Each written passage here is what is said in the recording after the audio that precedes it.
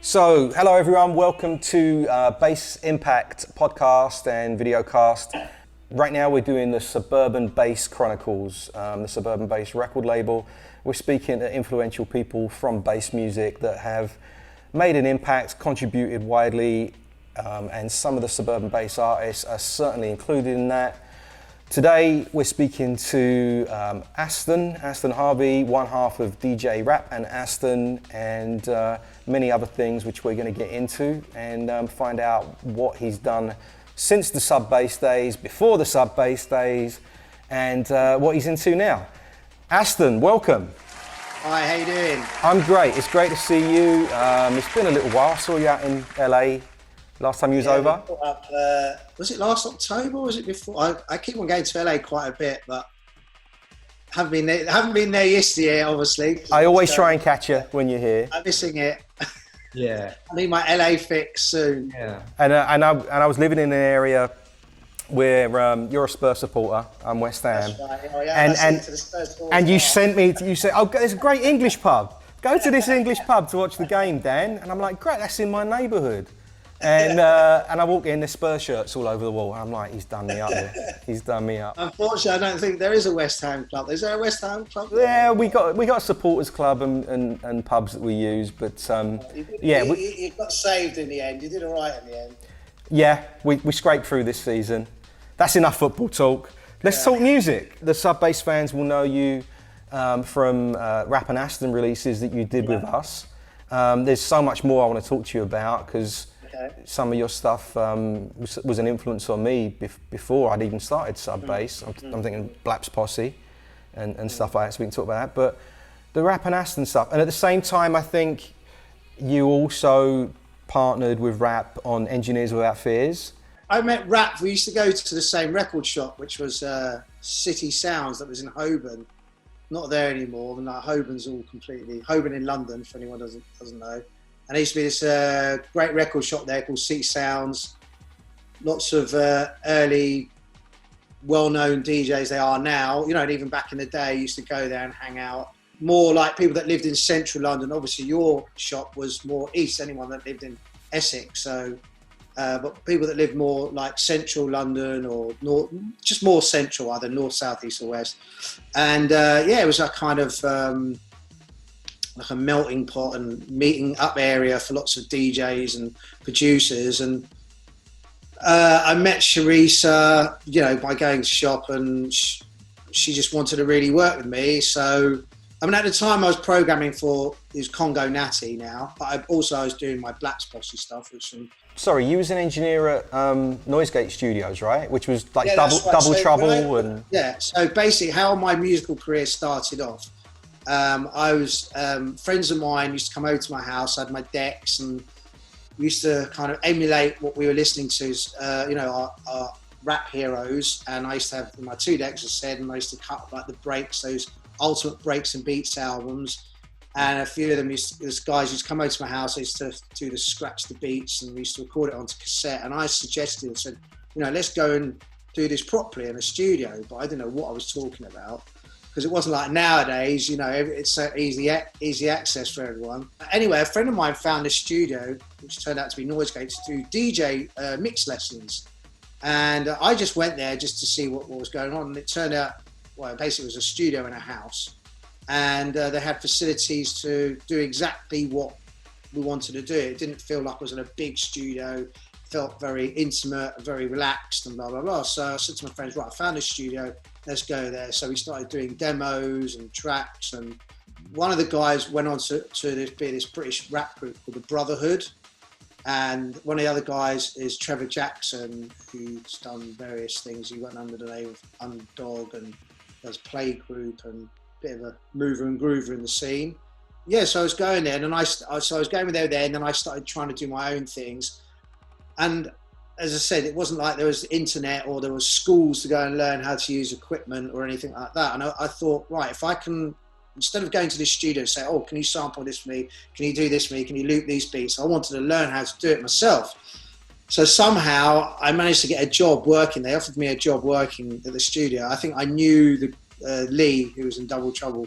his girlfriend's brother somehow, randomly, even though he lived in South London. He would date some girl around my area. Okay. Anyway, so it went from there. And so I started working in the studio. I met various acts at the time. So there was Jason, who went on to do Black's Posse. He was Dynamic Governors, SL2, the guys from, a couple of DJs from Hijack used to come over. Oh, there was loads of like old school artists used to come over there. I used to do loads of jingles and radios, adverts for pirate radio stations. It was back in the day when everyone would walk in with their phones that were like, you know, hanging off their arms. And, so this was almost like kind of hip hop, British hip hop, before it transitioned to like the rave thing. The period was like late '89. So I got this job. Well, I was going to the studio beforehand, but I got this job working in the studio at '89. I dropped out of doing my A-levels. I thought I was young enough at the time. If it all went screwed up, I can go back and study. But I pushed it, and I got really good at using the equipment, and I started doing my own tunes and experimenting in my downtime. Then, like Jay, who was doing Dynamic Governors, was coming there as a punter and a customer, and I was like, when I first got going, I was blown away by his music because I was just hearing hip hop stuff mixed with, but it was sped up and mixed like in a house, clubby way. It was completely different to anything I'd heard. Anyway, and we started talking. And somehow I managed to end up making records with him under Black's Posse, plus doing still engineering. And I guess obviously the Black's Posse stuff kind of blew up, especially like Don't Hold Back and Bust It. And then we did Epitome of Hype with the Ladies with an Attitude and all those other big tuners. Instructions for Life that came out on D-Zone. It was all related to the same people. So, they're all like big popular tracks that we were doing. From working at Double Trouble Studio, that's where I met Rebel MC, Congo Natty. Right. So I started programming. So was you involved with the Double Trouble track? No, I didn't do any of the Double Trouble. They did it themselves. They did all that. Just Keeps Rocking, those sort of early hits. Just Keep Rocking was done by Liam Michael and Rebel at the time. Yeah. But then what happened was Rebel was coming to the studio. I started putting his, he'd come and make tracks, and I was engineering his tracks and putting them together. And then we started working on his first album. So I kind of worked on his like first 3 albums, I think, something like that. Wow. But at that time, actually, when he was working on his first album, he was working in a studio called Roundhouse Studios. That's in Chalk Farm, next to the Roundhouse building. So there's this big plush studio, like big mixing desk. It was really good. Loads of famous bands used to come in there in and out. Used to meet loads of people. Yeah, so going to the record shop, Rap must have known me for my Black stuff, and she said she really wanted to work with me. So I had a sampler and keyboard, I think, and we just made it in a bedroom. Oh no, originally it was a remix she asked me to do, and then it kind of went from there. So yeah, and I used to go to her house, pretty much every day when she was living in Walthamstow. Yeah.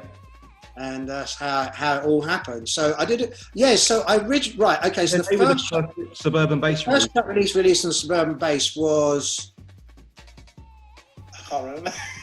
Was it Vertigo? Vertigo was the first one. Okay, but there was and then Jeopardy. Well, one of them was one of them she asked me to do a remix, but then it turned into like the actual track. But I can't remember if it was Jeopardy or Vertigo. 30 years later, I didn't know that story. Yeah. I didn't know that. Because we signed those tracks and they were, to me, that was like, yep, that's the original. That was the first time I heard them. They were the original tracks. And then obviously, your label at the time was like the hottest British underground label involved in that music. And it's like, wow, we're on that label. It's like wicked. Yeah, so we did that, and then we did a follow-up. I don't know if I'm going to go. But I remember also we did those subplates as well, which was like a new concept, putting the records like on a 10-inch dub plate, which hadn't really been done.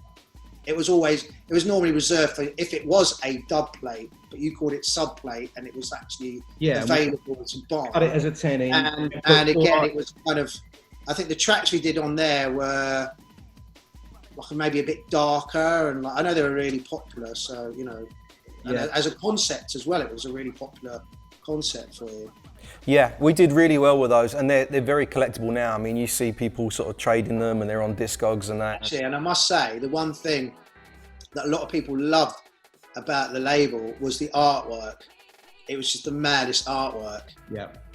I can't remember who did the art. Dave Nods. Oh, that's it. Yeah. I mean, like the artwork was just amazing artwork. Just like the whole, you know, from your logo to just everyone's releases were just so cool. You know, like the artwork. I remember especially, I was talking about my tune, the Vertigo artwork was so mad with that sort of. Like an art gallery. Oh, yeah. Art gallery. Yeah, we tried to make it really abstract and artistic. But I think that's what set us apart as Suburban Bass, was like we had a very strong identity, and we tapped into, because we were into hip hop and everything, before rave. So you see a lot of that element in the design and stuff. But the fact that like I kind of knew right from the start about, branding it up and marketing it and having like an attention to detail and aesthetics. I mean, to me, just things need to look right.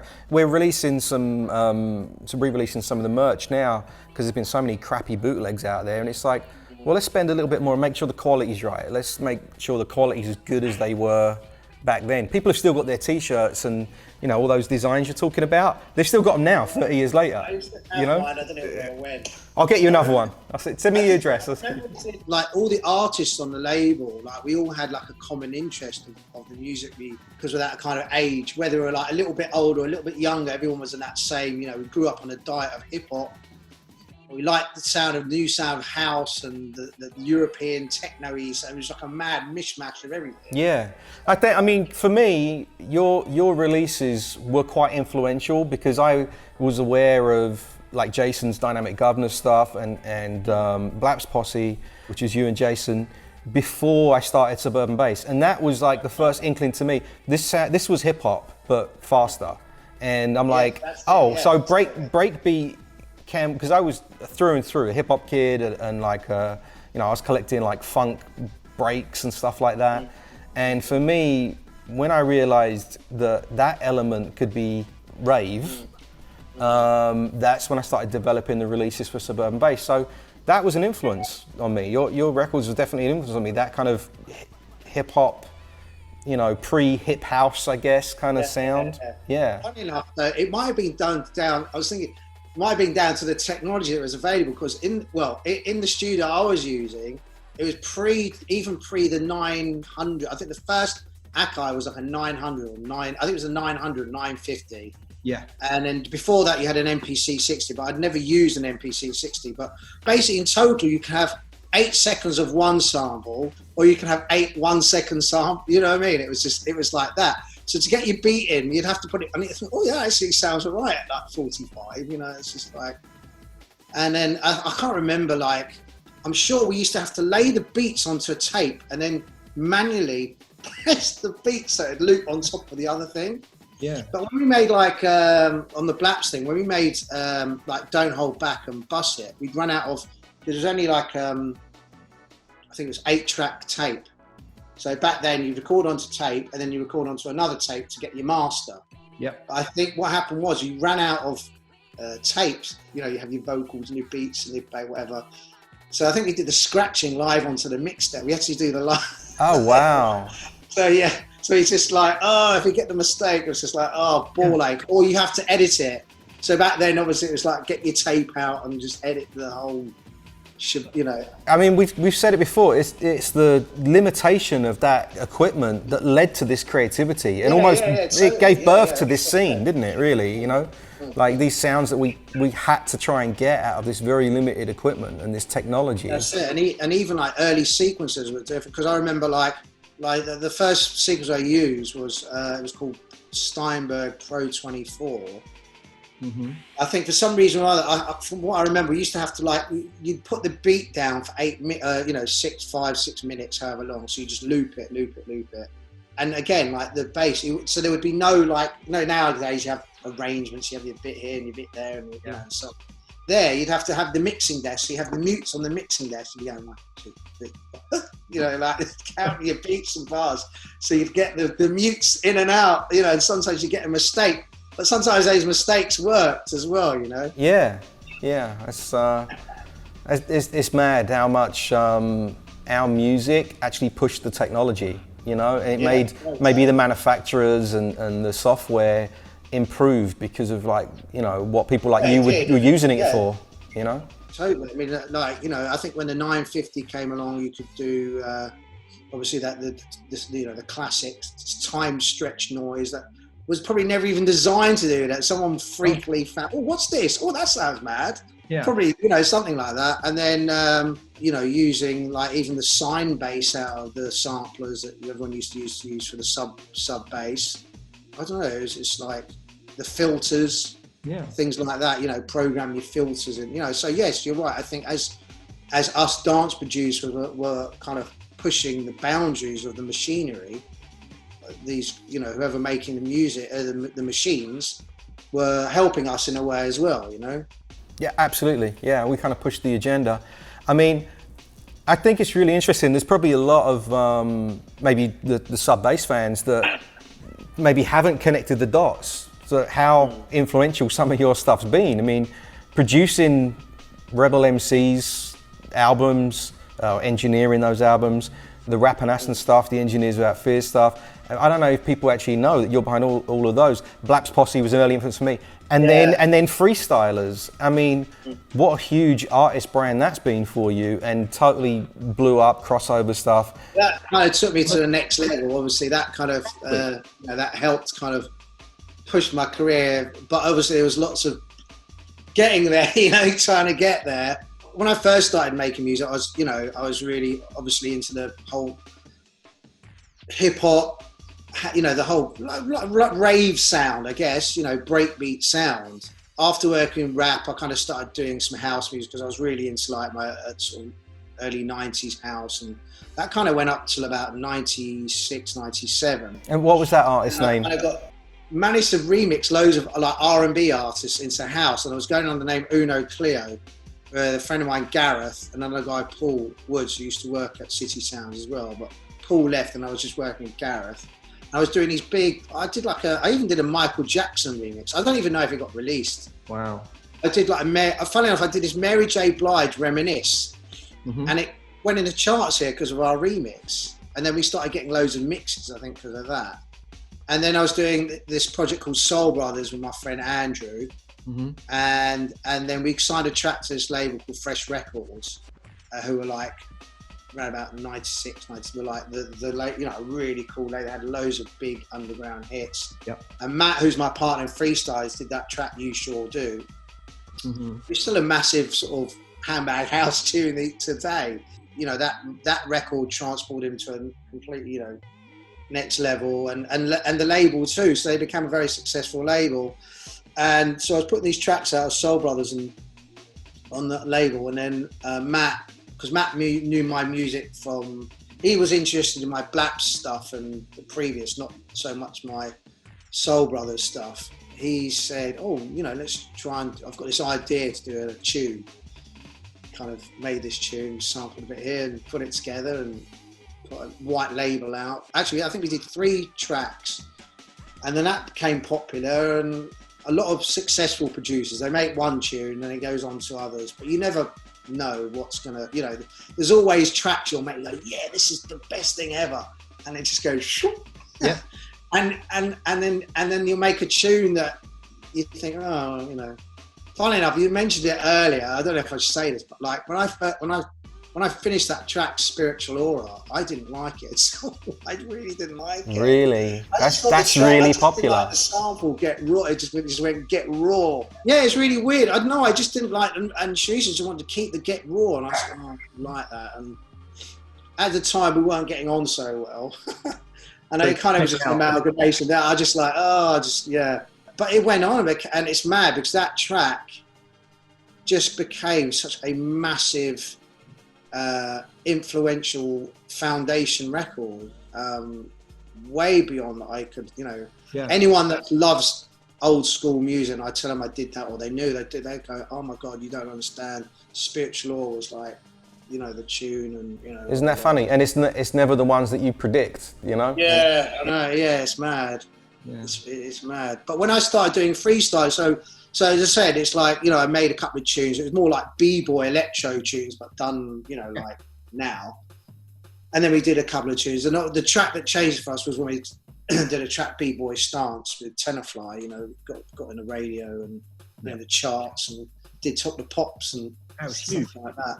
But it was good because for freestylers, I kind of came back to my roots, you know, it was my love of old school hip hop, dub reggae, and kind of, you know, like breaks, it's like breaks, like ravies, you know, kind of style, without being too obviously 90 so, and acid house and, you know, shit like that. So and you know, and I've been doing it 4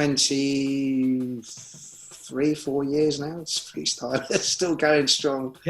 That's just finished a new album actually. So you have? Tell us about that. I mean, you're still recording. I mean, you was touring pretty regularly as freestylers and DJing. Well, I've been touring. I mean, pretty much gigging most weekends up until obviously my last gig was in Moscow in beginning of March.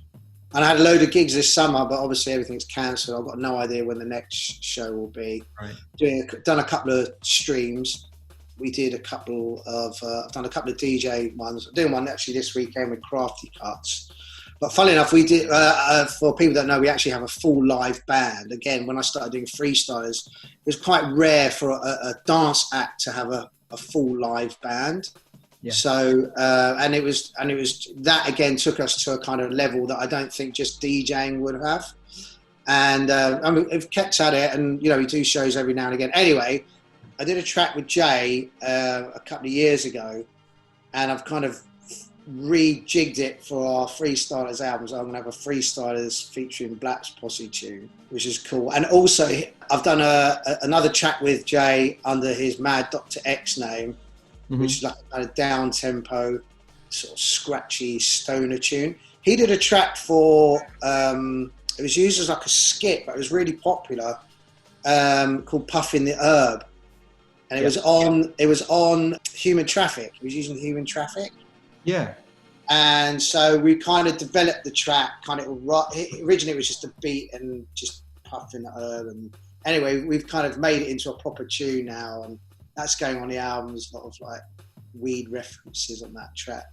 So it's quite mad. And then, so I've done this new Freestylers album. I started it last year and sort of finished it this year. And it's been good because I haven't had any pressure to do one. And I've gone back to the roots and it's come out. I'm really excited, really happy with it. In fact, I've done a track that I gave to, the first single I gave to Mark from Rat Pack last year. I was playing golf with him and they're still so busy, Rat Pack. I mean, they were, obviously just killing it. You know, the old school scene, because a lot of parents now, our age, their kids, if they had kids, you know, they're in their 20s, so they can go out and they can go parties. There's a lot of older original ravers that are going back out raving, and also kids are well into the music as well. Yeah. But, so I gave this tune to Mark. I said, normally I give him anything, but I hadn't given it to him yet. And I said, oh, Mark, I said, do kids still take these? He goes, yeah, of course they do. I said, I've done this tune, it's quite rushy. Anyway, so I gave it to him, and then about a month later, he goes, I'm getting all these texts and messages about what's this tune, and like blah, blah, blah. And this year, because obviously lots of people have been doing the DJ streams, like every week he was sending me, what's this tune? And I get messages on my Freestylers Facebook, because this tune has kind of developed naturally, like back in the old days when you make a tune and like the hype before, like, well, when can I get this tune? When I get this tune, it's not out, and it's because normally as soon as a tune comes out, it's just straight away bootlegs on the internet. Yeah. And fortunately, that hasn't happened yet, and the reaction's been great. So it's like a proper, and because it's called Happiness, and it's very kind of, it's a nice sweet tune in dark times, let's say. That's nice, yeah, and it's almost like an old school kind of promo on that. That's like that's it. Yeah, the PR on it is working the way it kind of used to, building like that. It's really weird. About 2010, I did this track with Tenafly, and it was just before dubstep blew up. But I wanted to do like a kind of it was sort of dubsteppy, but it wasn't like a bro step thing. It was like more like a reggae sort of dubby step thing at like 140. And his manager kind of put the track up, but didn't put it out properly. So it just, nothing really happened with it. Mm-hmm. Anyway, I had to brainwave one more, and I said, right, I'm going to make it into a jungle tune. So that tune's on the album. I've done a track with Spider, you know, who's on Tarantula and a few other tracks. Yeah. And the rest is some samples, and I haven't worked with like the usual people, so it's kind of a new vibe as well. So it's worked out, you know, really good. Just one of those things, really. And it's a weird time knowing how to promote an album or even a single release right now, and getting out there through this like COVID situation we're living through. You know, DJing and live touring's completely gone. How are you coping at the moment, and what are you doing? You recording? How am I coping? Well, this summer I played golf really badly, but I've been playing a bit of golf. Doing anything musically? I think maybe because I finished the album. Oh no, when it first went into lockdown, I'd finished the album, but I kind of was slow in mixing, and I didn't do anything for about over a month. I didn't even go on my computer. I just was like, oh, what's going on here? So I finished that off, and then just been doing bits and bobs. Actually, I've done a wicked remix for Aphrodite on a track, one of his old under the name Ozone, it's called Calling All the People. Yeah, I That's remember come that. out wicked. That's come out really, really good. I'm excited about that. I love Gavin. We're gonna have to try and talk to Gavin on one of these video chats as well. He's a great guy. So, yeah, and he really likes it. So that's definitely. I find less is more for me. I'd rather do quality tracks than lots of good ones. And yeah, I mean the DJing thing as well. Like everyone wants to be a DJ. Everyone thinks they're a DJ, but it's a unique talent. Just sort of like reading the room, selecting the room, going with a pre-programmed kind of an idea of what you're going to be playing, or you've even got the set worked out. Seems like strange to me. Is that reading the room? I mean, the weird thing is, it's like dance music got really popular in the States around about 2010, but since the kind of demise of dubstep and EDM, there's a lot of people that were involved in that scene. Where have they gone? What are they doing? It's like, have they stopped doing it? Have they, what? It feels like a lot of people jumped on a bandwagon, and now that first wave of kind of success and the big explosion of EDM or dubstep in the States kind of subsided somewhat. It's left just the people that really care about it, and they're still making it and still making good stuff, But all the people that sort of jumped on it and thought, oh, money and fame, I mean, good riddance to them, right? I mean, it's the same kind of here as well. There's a lot of guys that were making, dubstep, and I don't know, where have they gone? Like, have they got normal jobs now? What's happened? It's just like, I don't know. It's always like, but then again, I guess back in the day, there was people making rave music, and like they couldn't, I feel very fortunate that I've spent my entire adult life making music. I've been very fortunate in that respect. Yeah. I've made a career out of it. Yeah, no, I believe in what in what I'm doing. I know it sounds cheesy, but I believe I had some kind of aptitude towards it, more so than maybe some other person that might, but I mean, it doesn't mean I'm the most successful. I'm far from the most successful financially. I think I agree, we're very lucky that we've been able to make a career out of something we love, and in the music business, I think we're very lucky. But then, by the same token, there was no guarantees in this when we got in it. We did it because we loved it, and it's simple as that. You don't run about on roofs of tower blocks on pirate radio and putting on illegal raves and stuff for money and fame. You do it because you love it. Well, that's it. It was because it was something totally new. This is the difference between now and then and now. Is that now it just seems to be about more like a fashion statement, more like it's what you look like and what you are and what your brand is all about, rather than the actual content of your music.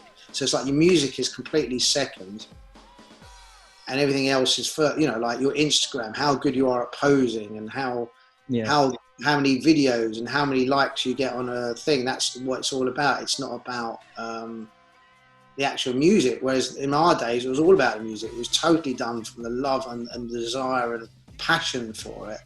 Yeah. Not to say that, you know, these people are passionate about what they're doing, but it's completely different, you know. I mean, quite often you wouldn't even see the DJ. You go into a club, you go into somewhere like AWOL, and like it was a black room, and where's the DJ? You know, it's not like EDC. You know. Yeah, but I think all business, it's like any career business. Like, you know, if you think, I know we're not talking about football, but football players in, let's say, the 80s, like mid-90s, when they stopped playing football, even the most successful ones, the money that they were on compared to the stars of today is just ludicrous. I'll go and drive a cab now. Today, a lot of the players today don't even, like, you're paying someone 130 quid, 130 grand a week, and they're just like, what? How is that player getting that amount of money? Yeah. You know, that should be only reserved for a small percentage, but it seems to be that because a lot of some of these football teams, like Man City, have kind of inflated the market. They'll pay, you know, X amount of money just to buy this person. Yeah. And they're not really even worth that, but just to get him because they know what they can. And I think music, you know, so like getting back to music, what we did back then, and, you know, like a top DJ. I mean, who's the top? Okay, well, Carl Cox has still been going since way back. So someone obviously is very successful now, but like, you know, the money that Carl was getting back then compared to what he's getting now, or let's say even taking even more, like Skrillex, you know, like Exum or Calvin Harris, the amount of money they're getting paid for a DJ set. Yeah. Compared to like, you know, like I think £500 seemed back then was like, wow. I'm actually getting paid. I'm getting paid to play. Like, wow, yeah. Yeah, if you get £500, that was like massive money back then. Yeah. You know. Yeah, I mean it's true, but I mean maybe this Aston, this COVID situation levels the playing field a little bit. You know, it's like now at this point. Yeah, it has in a way, because I feel like a lot of people that were. I feel like, yeah, in this period, where have they gone? Where is their presence doesn't seem to be. Where is their presence? So the people that survive this, and you know, the people that are left standing after this kind of, it's almost like an extinction event. You know, when COVID comes to an end, careers are going to be finished. The ones that are still standing are going to be the ones that really care about it, really love it, and they're doing it for the right reasons. Thanks a lot, mate. Cheers for doing this. Really appreciate it. Yeah, great. It's great. Great to talk about all this stuff. Well, I think that's what's great about this. I think, you know, the Suburban based followers know you from Rapping Aston, but now they can join the dots and go, oh my God, you know, this guy has had this influence throughout all these things. Freestylers is so huge, and Spiritual, or, you know, Engineers Without Fears was huge. Black Swassi was huge, and I think you've made your contribution and made your mark on dance music, and just thank you so much. Oh, cheers, man. Thanks a lot.